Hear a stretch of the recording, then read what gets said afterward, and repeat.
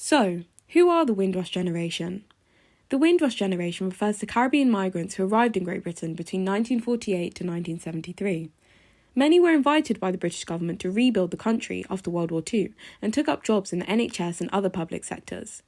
The name Windrush comes from the HMT Empire Windrush ship that brought one of the first large groups of Caribbean people to the UK in 1948.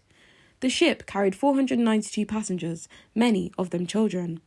As the Caribbean was part of the British Commonwealth, those who arrived were expected to permanently live and work in the UK. Why are they important? According to the BBC, there are thought to be thousands of people in the UK who belong to the Windrush Generation, including myself.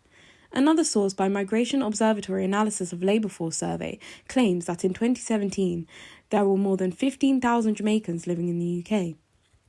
A similar study conducted by the University of Oxford estimated in 2019 that there are more than 500,000 UK residents who were born in a Commonwealth country and arrived in Britain before 1971.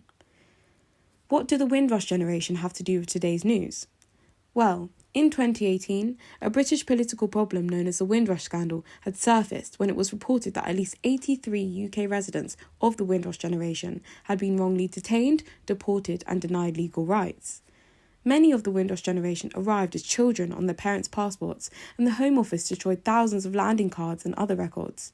Therefore, many lacked documentations to prove they had a right to remain in the UK.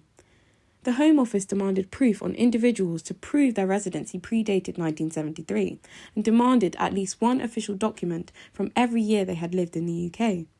Attempting to find documents from decades ago created a huge and impossible burden for those who had done nothing wrong. This treatment towards the people of the Windrush Generation also extended onto their children, as many had been reportedly threatened with deportation despite being British-born citizens.